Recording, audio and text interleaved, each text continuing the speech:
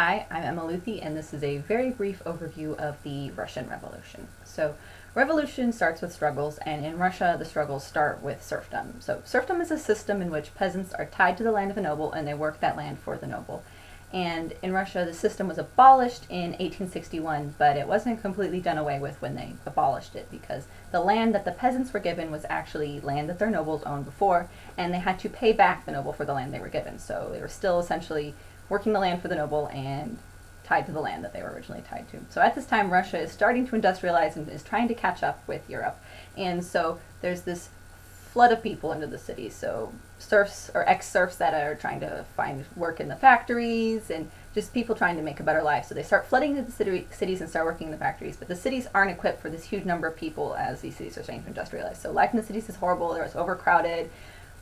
Wages are low, work is dangerous, and to top it all off, in 1905, Russia decides that they want to try and fight a war with Japan, and if they lose pretty badly because they're not economically prepared. So, also in 1905, a priest leads a strike, and these workers who are striking and the priest march to go talk to the Tsar about their grievances, and the Tsar orders them gunned down in the streets, basically. And so many people are killed, even more are injured, and this event called Bloody Sunday triggers a ton of outrage, and eventually it leads to even more strikes nationwide where workers are asking for safety and better wages. And so at this time, Russia is ruled by a Tsar, which is an absolute monarch, and they have absolute control because they're an absolute monarch. And so wants to keep all this power for himself, but he actually needs to give up some of his power in order for the country to function, because there's no way one man can control everything, especially in such a changing environment.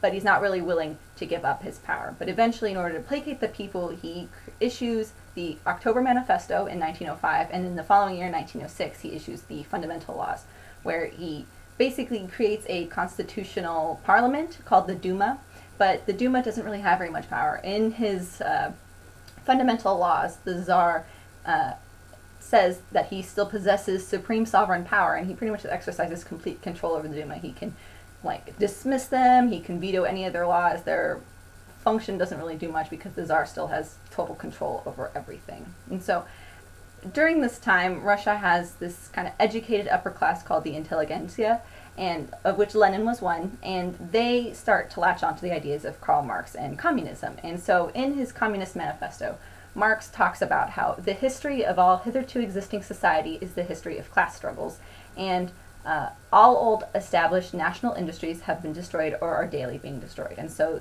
these educated elite are seeing their society around them changing as industries coming in and all of their stuff is changing. And so they kind of really latch on to this idea that communism is the way to go. And so they kind of obsess over it. And so in his manifesto, Marx basically says that a country has to move through capitalism before they can move on into communism.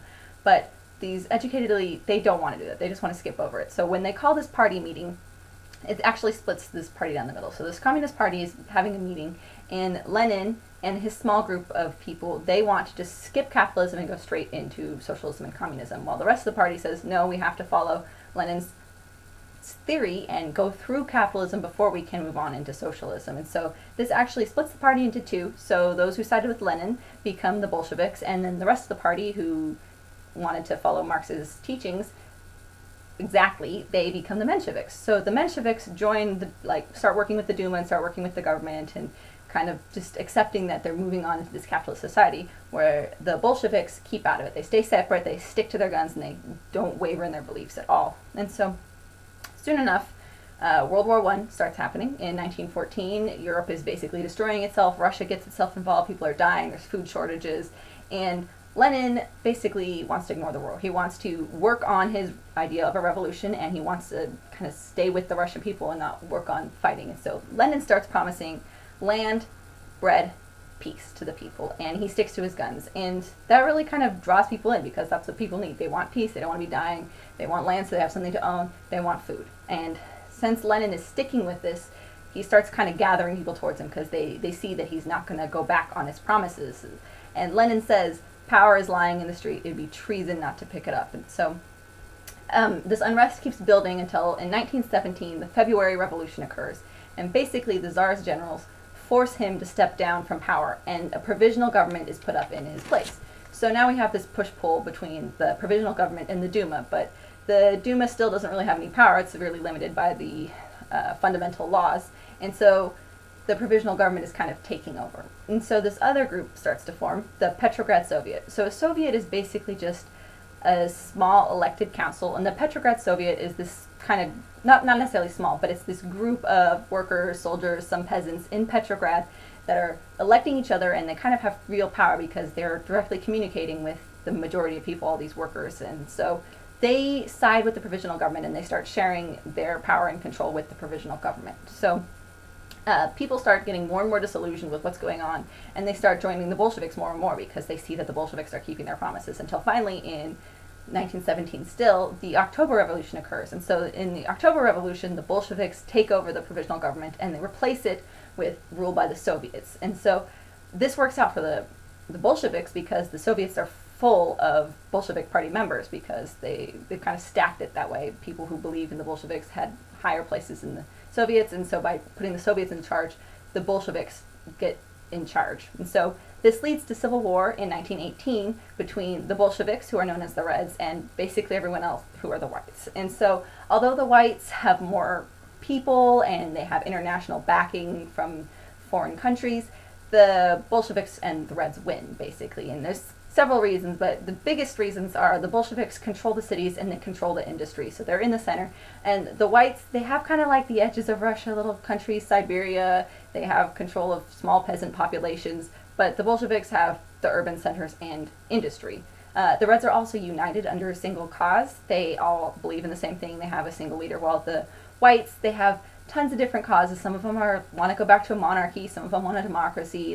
They can't all agree, they all have different leaders, they're not organized together. And then finally, the Reds kind of got lucky. They had a very charismatic leader with Lenin, and they had Trotsky, who was an excellent strategist, and they just got lucky that way. So the Civil War finally ends in 1921, 1922, and now we have a whole new Russia. And so there's a lot of kind of discussion over, like, what does this mean? So why did this work in Russia? Marx said you had to go through capitalism before you could get to communism, and they kind of just skipped over it.